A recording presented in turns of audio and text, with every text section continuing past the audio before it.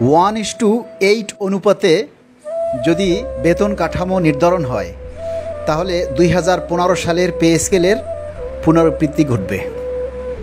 আর 1:8 অনুপাতে যদি বেতন কাঠামো বাস্তবায়ন হয় তাহলে সর্বনিম্ন যে স্কেল সেটা 15-16 হাজার টাকার উপরে যাবে না, এবং এই 15-16 হাজার টাকায় সর্বসাকুল্যে যে বেতন ভাতা আসবে তা দিয়ে নিম্ন গ্রেডভুক্ত কর্মচারীরা একটু সচ্ছলভাবে না পারবে বাঁচতে, না পারবে পরবর্তী সরকার আসলে তাদের কাছে বেতন ভাতা বৃদ্ধি করার দাবি করতে।